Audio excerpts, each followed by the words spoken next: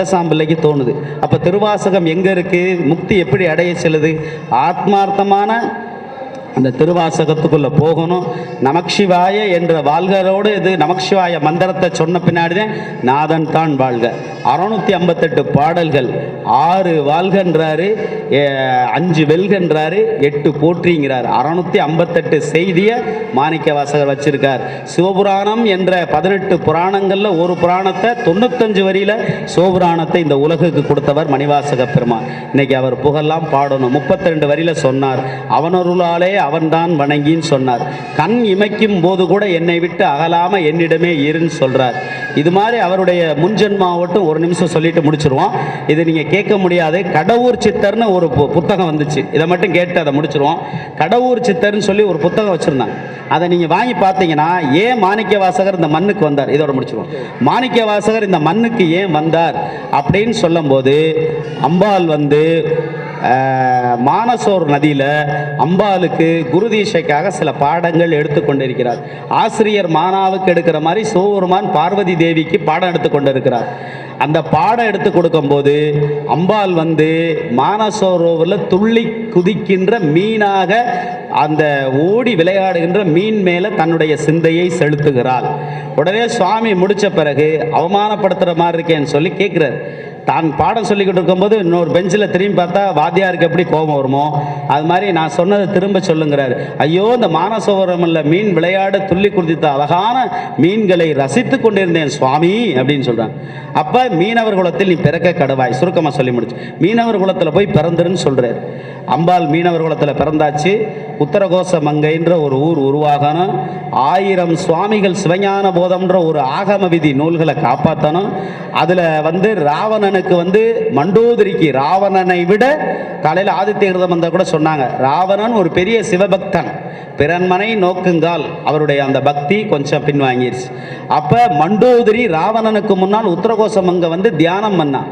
அதனால உனக்கு ஏற்ற பெண் அப்படின்னு சொல்லி சுவாமி கனவுல போறார். சுந்தரமூர்த்தி சுவாமிக்கு எப்படி கனவுல போனாரோ அது மாதிரி நம்ம ஆத்மார்த்தமா சுவாமிகிட்ட இருந்தோம்னா எல்லாத்துக்குமே நமக்கு வருவார்.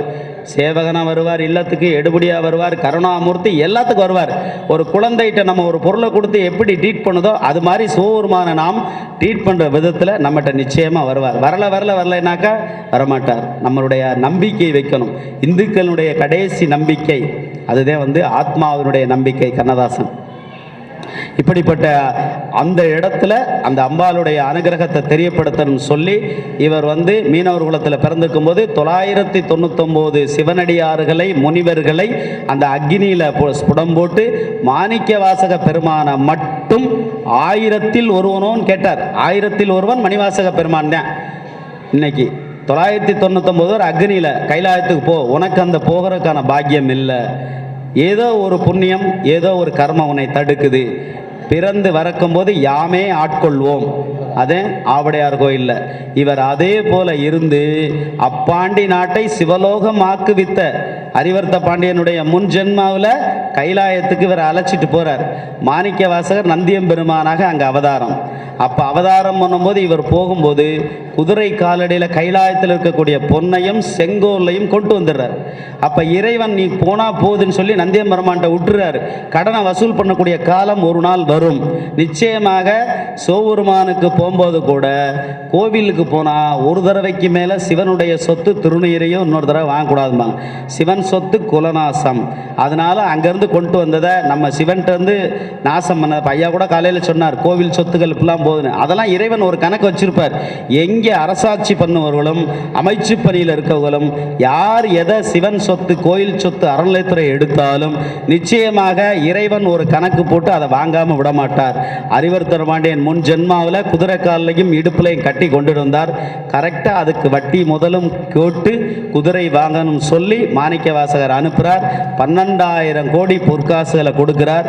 ஜென்மாவினுடைய கை குழந்தையாக சிவபெருமானே வரணும் சொல்லி மண்டோதரி அங்கே இலங்கையில் தவம் இருந்தார்.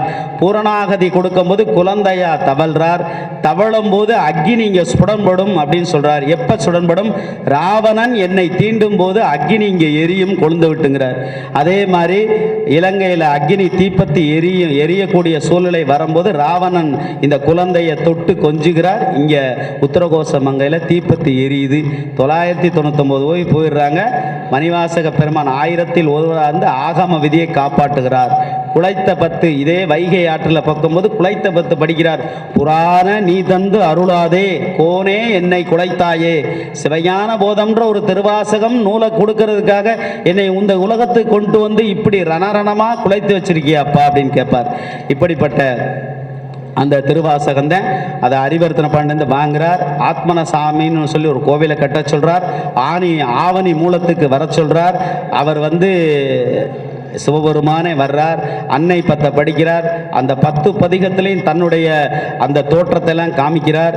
51 பதிகம், 658 வரிகள், 1320 பாடல்கள். இப்படி சொல்லி 658 பாடல்கள், 1320 வரிகள், 1,00,000 அச்சர மந்திரம். அதே மந்திரத்தால் அர்ச்சனை செய்து, இப்போ திருவாசகம் நீங்கள் ஒரு இடத்துல முற்றோதல் பண்ணுறீங்கன்னா லட்சார்ச்சனை பண்ணதுக்கு சமம் அப்படின்னு சொல்கிறாங்க.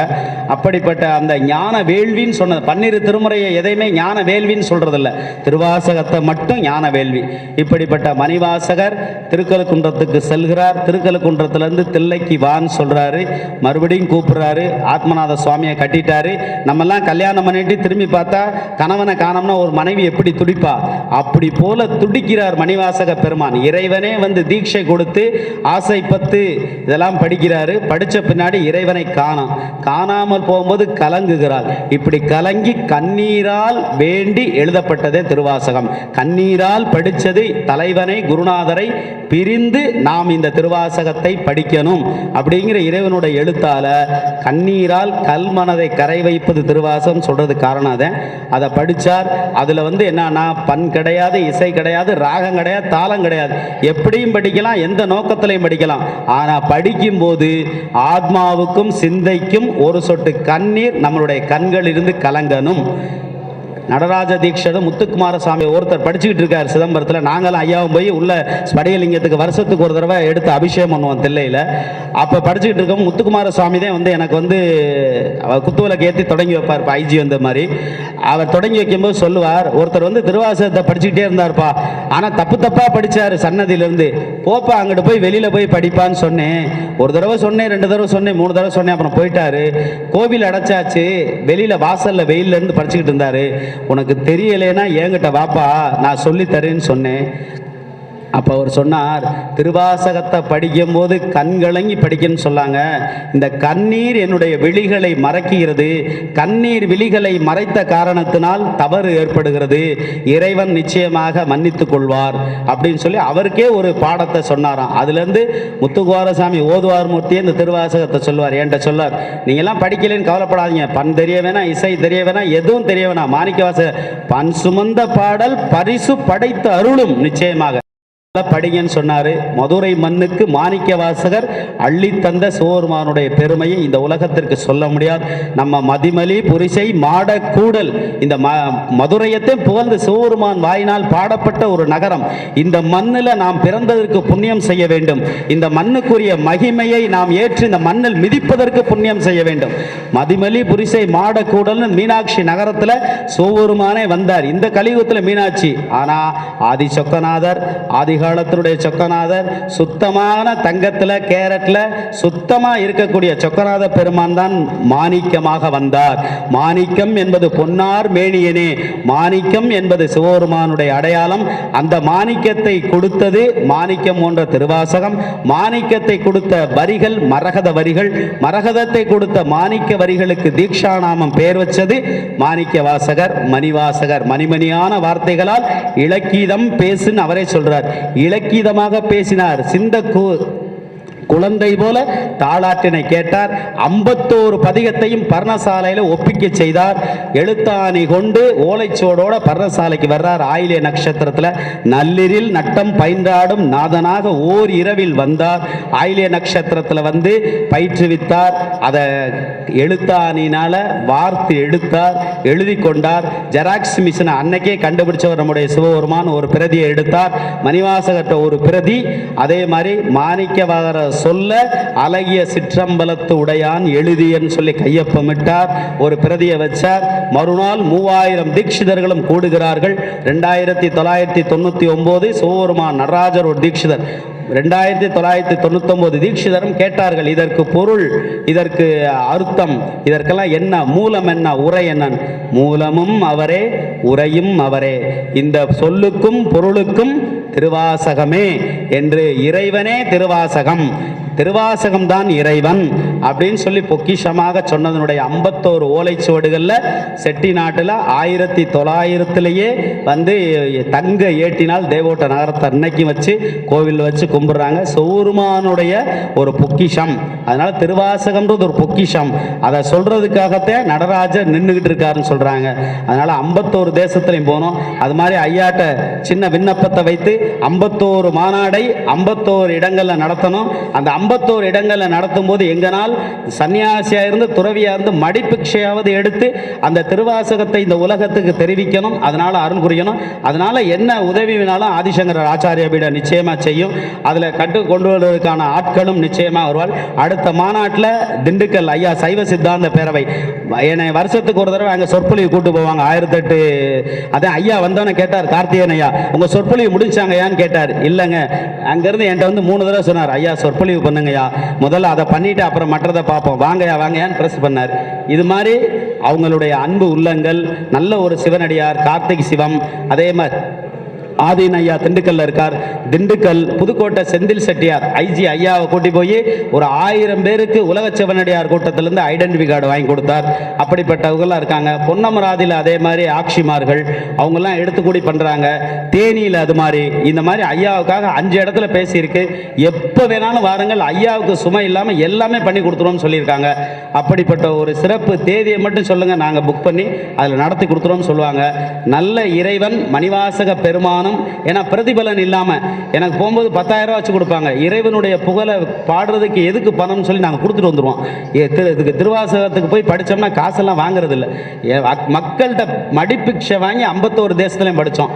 எங்கள் குருநாதர் இமயமலையிலன்னு சொன்னார், இந்த திருவாசகத்தை படிக்கணும்னா நீ வந்து பயிற்சி எடு, நடராஜர் நின்றுக்கிட்டு இருக்கார், நீ நின்றுக்கிட்டே படிக்கணும், திருவாசகத்தை முடிச்சுட்டேன் சாப்பிடணும், இப்படிலாம் ஒரு பரிந்துரை வைத்தார்கள். இன்னைக்கு வரைக்கும் அந்த திருவாசகத்துக்குன்னு போயிட்டோம்னா காலையிலேருந்து எதுவும் சாப்பிட்றதில்ல, சில நேரங்களில் உட்கார்றது கூட இல்லை, நடராஜர் நின்றுக்கிட்டு இருக்கார், நம்ம கொஞ்ச நேரம் நிற்கிறது நமக்கு என்ன வரப்போகுது அப்படின்னு சொல்லி ஆத்மார்த்தமான ஒரு உறவு நடராஜரோட ஏதோ முன் ஜென்மாவில் நம்மளெல்லாம் அனுப்பியிருக்கார். அடியார்களுடைய உறவு, சுவாமிகளுடைய உறவு, இந்த உறவின் மூலமாக நம்மெல்லாம் பயணம் சொல்கிறோம். 21 அக்னி சாட்சியா என்னுடைய சன்னியாச நிகழ்ச்சிகள் ஐயா வந்திருந்தாங்க. 21 தீபத்தையும் 7 தீபத்தையும் 7 தலைமுறையும் 21 தலைமுறையும் 7 ஜென்மாவும் கடந்து வந்ததனுடைய உறவுகள்லாம் உங்களை பார்க்கும்போது ரொம்ப அன்பு. இந்த பிச்சைக்காரனை அடியேன்னு நினைச்சு ஐயா அவர்கள் பெரிய மாலை மரியாதையை செலுத்துறாங்க. உங்களுடைய அன்பு உள்ளங்கள் தவறக்கூடாது என்பதற்காகவே ஏற்றுக்கிட்டோம். எந்த ஒரு ஆத்மாவையும் கலங்கப்படக்கூடாது. ஊனினை வளர்த்தேன் உடனினை வளர்த்தேன் திருமூலர். இங்க இருக்க ஆத்மாவை பாதுகாக்கிறதுக்காக நல்லா நீங்க அன்பா இருங்க, எல்லோரோட அன்பா இருங்க, அடியவர்களுக்கு கோபம் வரக்கூடாது, அன்பும் அறனும் நம்ம வரணும், தர்மகாரியம் பண்ணணும், புண்ணியம் செய்யணும். இந்த மாதிரி அடியவர்கள் தொண்டர்கள் செய்வதற்கு நம்ம உறுதுணையா இருக்கணும், நல்லது செய்யணும், இல்லைனாலும் நம்ம ஒதுங்கிக்கிறணும். இப்படியெல்லாம் நம்ம பிள்ளைகளுக்கும் சொல்லி தர வேண்டும். இப்படியெல்லாம் உங்கள்கிட்ட விடுக்கிற விடுப்பு, நல்லா படிக்க சொல்லுங்க. எந்த நேரமும் டிவி பார்க்க சொல்லாதீங்க, செல் பார்க்க சொல்லாதீங்க. யாரெல்லாம் இந்த உலகத்தில் தலை குனிந்து படிக்கிறார்களோ அவர்கள் நாளை இந்த உலகத்தில் தலை நிமிரப்படுவார்கள். குழந்தைகளுக்கு சொல்ற அட்வைஸ், முயற்சி என்பது உறுதுணையா இருக்கணும். முயற்சி நம்மளை விட்டு கைவிட்டாலும் முயற்சி செய்வதை நாம் கைவிடக்கூடாது. சாக்ரட்டிஸ் நல்ல எண்ணங்களோட சிந்திக்கணும். வானத்தில் பிறப்பதும் பூமியில் பிறப்பதும் அவரவருடைய எண்ணங்களை பொறுத்தது ரூசோ சொன்னவன். எமர்சன் இப்படியெல்லாம் வந்து உலகத்தினுடைய நம்மளுடைய பிள்ளைகளுக்கு சொல்லித்தாருங்கள். உறவுகளோட பிள்ளைகளை உற்ற தேகத்தோடு அழைத்து செல்லுங்கள். உறவுகளுக்கு பாரம்பரியத்தை சொல்லிக் கொடுங்கள். எல்லாம் நல்லதொரா இருந்து நல்ல ஒரு பாரம்பரியத்தை தமிழ் மண்ணை நம்ம காப்பாற்றணும், தமிழை காப்பாற்றணும், தமிழ் புலமையை காப்பாற்றணும். பாரத மாதாவுக்கு நம்ம ஒரு பிள்ளையா இருக்கணும். அரகர சங்கர, ஜெய ஜெய சங்கர, காஞ்சி சங்கர, காமாட்சி சங்கர. நன்றி.